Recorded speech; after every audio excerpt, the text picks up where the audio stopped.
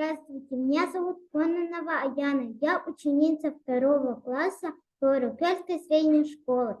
Тема моей работы – изготовление массажного коврика для ног из отходных материалов. Цель работы – изготовление массажного коврика для ног из отходных материалов с целью применения его для укрепления здоровья. Задача – изучить литературу по данной теме, провести эксперимент среди одноклассников по методике Яралова-Яролянца, подобрать материал для изготовления изделий, изготовить массажный коврик.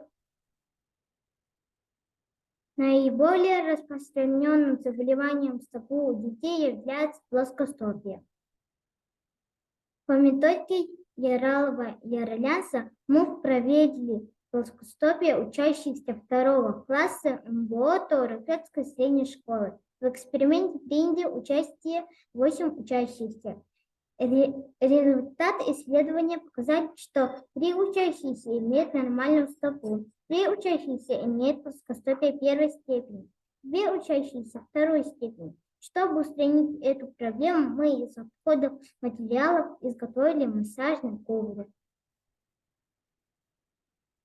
Для коврика мы использовали отходные материалы. Изготовление коврика имеет 10 этапов. Апробации. Я поделилась информацией с одноклассниками, показала одноклассникам некоторые простые приемы изготовления коврика и рекомендации гимнастики для стоп. Заключение. Первое. Массажный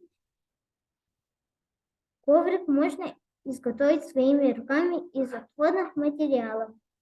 Второе. Любой желающий может использовать коврик для лечения и профилактики плоскостопия. Перед вами рекомендации для гимнастики стоп для нашего коврика.